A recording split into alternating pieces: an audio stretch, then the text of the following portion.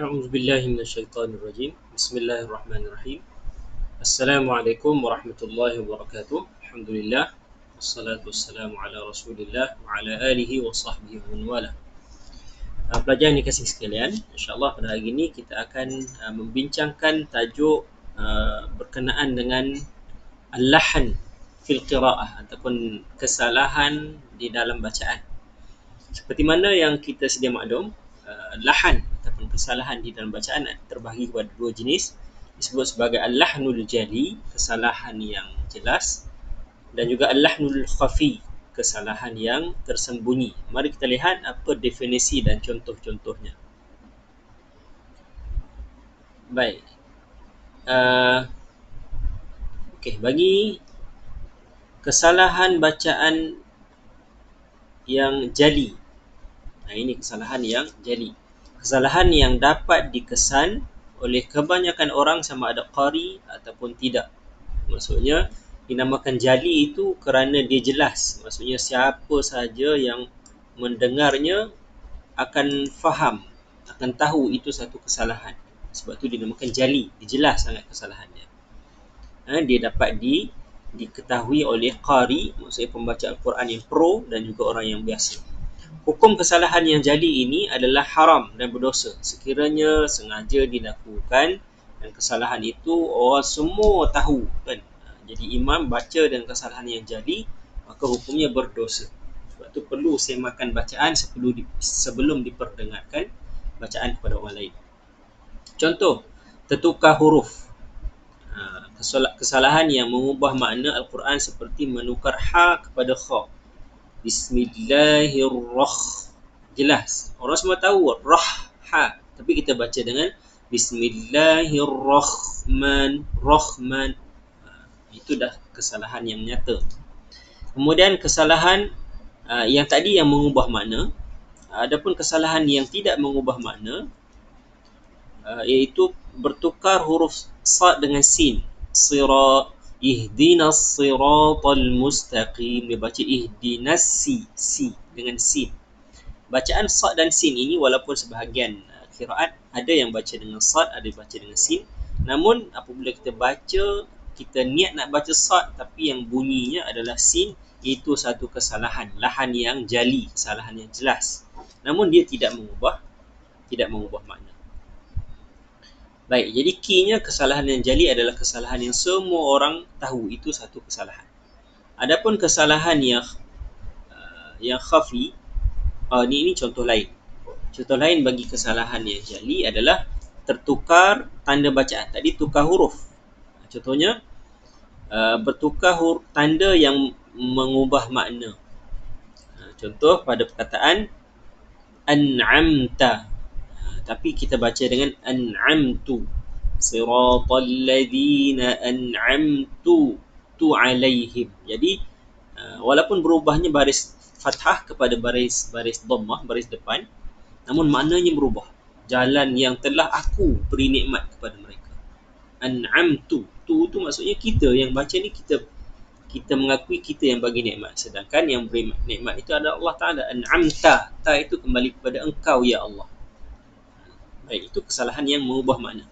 Kalau yang tidak mengubah makna, contohnya perkataan pada alhamdulillahi rabbil alamin, dibaca dengan baris atas. Alhamdulillah, alhamda, sepatutnya du. Jadi ini tidak mengubah makna, still makna alhamdu, pujian. Namun dia tergolong dalam golongan kesalahan yang jelas sebab semua orang tahu ia satu kesalahan. Maka elakkan daripada melakukan kesalahan yang nyata.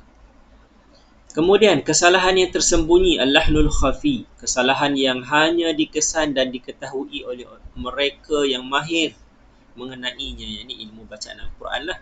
Dia tahu ilmu tajwid, dia tahu ilmu qiraat, maka dia tahu itu adalah bacaan yang salah. Hukumnya adalah makruh dan dicela. Kan? Kalau kita sengaja baca dengan kesalahan yang lahnul khafi ini, maka hukumnya makruh, tidak disukai dan dicela di dalam Islam. Kesalahan jenis ini tidak akan mengubah makna Al-Quran seperti meninggalkan gunnah. Dan kita baca Tak cukup dengung, tak cukup kadar panjang pendeknya, kan? Ulaika ala hudam min rabbihim wa ulaika humul muflihun. Ular pertama panjang, ular keduanya pendek. Jadi tinggal panjang, tinggal dengung semua ini, tinggal tafkhim, tarqiq, yang tebal, yang nipis, ini tergolong dalam kategori lahan yang khafi, yang tersembunyi. Hanya orang tertentu sahaja yang mengetahui ianya satu kesalahan. Jadi kinya salah yang semua orang tahu dan salah yang hanya orang tertentu saja tahu. Itu beza antara lahnul khafi dan lahnul jali tadi. Okey, baik. Ringkas saja berkenaan dengan lahan. Kita berpindah kepada topik seterusnya, itu berkenaan dengan adab bacaan yang berkaitan dengan isti'azah basmalah. Baik. Isti'azah, apa itu isti'azah? Isti'azah ni maksudnya bacaan a'udzubillahi minasyaitanir rajim. A'udzubillahi minasyaitanir rajim. Panggil isti'azah ringkasannya. Basmalah, bismillahirrahmanirrahim. Baik, dalam bacaan kita ada adab-adabnya. Ada adab ketika kita baca ataupun sebelum kita baca benda ni, isti'azah dan basmalah. Apa maksud isti'azah? Memohon perlindungan, pemeliharaan dan penjagaan. Kita mohon Allah Ta'ala jaga kita. Tak kiralah jaga zahir dan batin. Zahir daripada gangguan syaitan luaran, gangguan manusia. Batin dari sudut niatnya dan sebagainya. Memohon perlindungan dengan Allah daripada kejahatan syaitan yang direjam. Itu definisi. Kemudian lafaznya a'udzubillahi minasyaitanir rajim. Ini yang famous. Ada yang ditambah lagi a'udzubillahis samii'il 'aliim minasyaitanir rajim pun boleh dibaca. Boleh dibaca. Hukum membaca isti'adah. Kalau menurut ayat Al-Quran ini, surah An-Nahl ayat 98, فَإِذَا قَرَأْتَ الْقُرْآنَ فَاسْتَعِذْ بِاللَّهِ مِنَ الشَّيْطَانِ الرَّجِيمِ. Apa maksudnya? Apabila kamu membaca Quran, hendaklah kamu meminta perlindungan kepada Allah dari syaitan yang terkutuk, yang direjam. Jadi ulama sepakat kata hukum baca isti'azah ni sunat muakkad. Ini dalam mazhab Syafi'i dan kebanyakan pandangan yang lain. Melainkan tak silap Ustaz, dalam mazhab Maliki, bagi mereka baca basmalah itu hukumnya wajib dalam setiap kita nak mulakan baca Quran, mula dengan basmalah, itu wajib. Jadi kita pegang pada sunat muakkad, sama ada di awal surah ataupun pertengahan. Kita nak start baca tu di awal surah ataupun start baca pertengahan surah, sunat muakkad, sunat yang sangat dituntut untuk kita baca bismillah. Ini maka sebahagian ulama lain ada juga berpandangan hukumnya adalah wajib. Jadi seloknya kita baca. Ini bukan basmalah, isti'adzah. Isti'adzah. A'udzubillahi minasyaitanir rajim. Sebab kita nak mohon Allah Ta'ala lindungi kita ketika kita nak baca Quran. Kemudian kita melihat kepada cara membaca isti'adzah. Dia ada dua keadaan. Satu, isti'adzah sebelum surah At-Taubah. Kita tahu surah Taubah diturunkan ketika perang. Jadi dia punya tuntutannya agak berbeza dari sudut adab bacaan isti'azah dan juga basmalah. Kita akan lihat nanti. Ada isti'azah sebelum surah-surah selain daripada surah At-Taubah. Baik, isti'azah sebelum surah At-Taubah, cara membacanya sebelum surah At-Taubah dapat dilakukan dengan beberapa bentuk. Pertama, memisahkan bacaan isti'azah dengan awal surah At-Taubah tanpa diselangi basmalah. Maksudnya kita nak start dengan awal surah At-Taubah kan. A'udzubillahi minasyaitanir rajim. Terus bara'atum minallahi wa rasulihi. Jadi tidak dibaca basmalah. Yang kedua, menyambung bacaan isti'azah dengan awal surah. Maksudnya sambung tanpa berhenti. Tadi kita sambung maksudnya isti'azah stop, kemudian baru bara'ah. Kemudian yang kedua ini kita sambung. A'udzubillahi minasyaitanir rajim bara'atun minallahi wa rasulih. Sambung, maksudnya sambung nafas. Basmalah kita tak baca. Yang ketiga, menyambung bacaan isti'azah dengan awal surah At-Taubah dengan kaedah saktah. Saktah ni maksudnya kita berhenti suara tapi nafas tak ambil nafas baru. A'udzu billahi minasyaitonir rajim. Bara'atun minallahi wa rasulih. Kan? Kita baca stop pada suara saja. So 3 jenis bacaan yang diharuskan. Yang tidak berkait dengan surah At-Taubah, selain surah Taubah ada 4 jenis bacaan. Yang pertama dipanggil qat'ul jami', berhenti pada isti'azah dan basmalah, berhenti semua. A'udzubillahi minasyaitonir rajim. Bismillahirrahmanirrahim.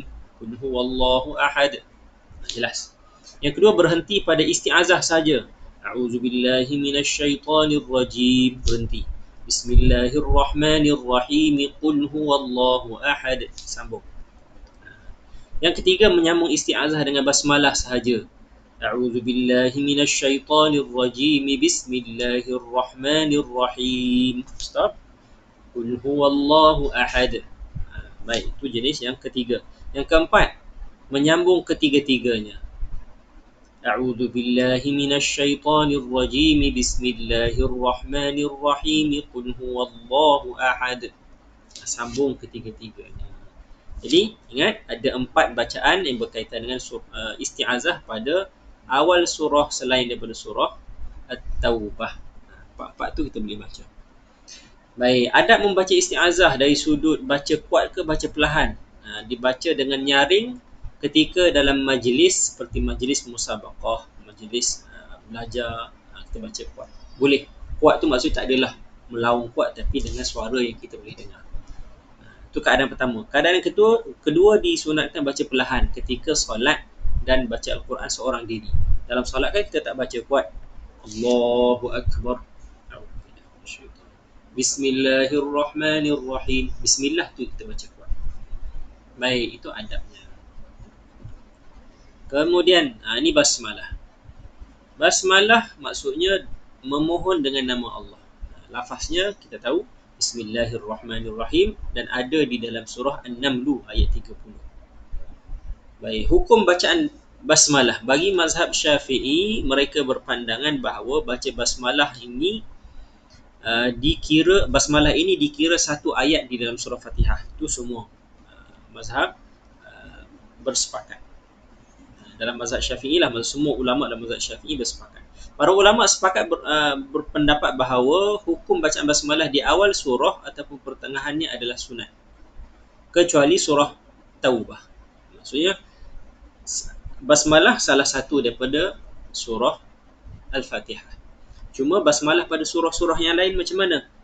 Para ulama kata basmalah di awal surah dan pertengahan surah itu hukumnya sunat, kecuali surah Taubah lah. Surah Taubah tak ada basmalah kerana dia diturunkan masa peperangan. Jumhur ulama mengatakan haram membaca basmalah di permulaan surah At-Taubah, dan ada sebahagian yang kata dan makruh di pertengahan. Dan kalau start tadi Bismillahirrahmanirrahim, bara'atun minallah, jadi hukumnya haram. Kalau di tengah-tengah kita tak start dengan bara'ah tapi dah tengah-tengah surah At-Taubah, kita start dengan Bismillahirrahmanirrahim. Contoh kan, Aja'altum siqayatal hajji wa imaratal masjidil haram, surah Taubah, tapi hukumnya makruh. Jadi ingat, basmalah dibaca pada semua surah kecuali surah At-Taubah. Tapi dalam surah Al-Fatihah hukumnya wajib sebab dia salah satu daripada ayat tersebut menurut mazhab Syafi'i. Okey, kemudian tadi hukum bacaan, cara membaca basmalah. Tadi isti'azah ada 4 cara, basmalah ada 3 cara yang dibenarkan, yang diharuskan. Yang pertama qat'ul jami', potong semua. Maksudnya ini kaitan dengan akhir surah, basmalah, kemudian baru masuk awal surah. Fi jidiha hablum min masad. Bismillahirrahmanirrahim. Qul huwallahu ahad. Kita berhenti pada semua ayat tadi. Itu kaedah pertama. Kaedah kedua adalah kita berhenti pada yang pertama saja. Selepas akhir surah kita berhenti, kemudian kita sambung basmalah dengan awal surah. Fi jidiha hablum min masad. Bismillahirrahmanirrahim. Qul huwallahu ahad. Itu jenis kedua, diharuskan. Kaedah yang ketiga, kita sambung semua ketiga-tiga dengan satu nafas. Fi jidiha hablum min masadin. Bismillahirrahmanirrahim. Qul huwallahu ahad. Itu maksud sambung semua. Sambung dengan satu nafas. Jadi itu tiga kaedah. Jadi kalau kita analisis balik, bandingkan yang isti'azah dengan basmalah ni, ada satu wajah yang tidak dibenarkan, satu keadaan yang tidak dibenarkan di dalam bacaan basmalah. Apa dia? Iaitu menyambung yang pertama dan yang kedua. Saya tak sebut sinilah. Kan? Menyambung yang pertama dan kedua tidak diharuskan. Contohnya, fi jidiha hablum min masadin. Bismillahirrahmanirrahim. Berhenti. Kemudian Qul huwallahu ahad. Ini bacaan yang tidak betul. Tidak betul. So, hanya dibenarkan tiga saja. Ini yang tak betul tadi saya sebut ni. Tidak dibenarkan. Sebab dia menimbulkan keraguan. Nanti orang akan ingat fi jidiha hablum min masad tu di punya surah tu bersambung dengan bismillah. So bismillah tu dulu di hujung surah. Takut menimbulkan kekeliruan. Baik, wallahu alam. Setakat itu dulu perbincangan kita pada kali ini. Moga-moga dapat difahami dengan baik dan dapat diamalkan di dalam bacaan Al-Quran, dan kita tergolong dalam golongan hamilul Quran yang mempunyai adab yang baik. Wallahu alam. Assalamualaikum warahmatullahi wabarakatuh.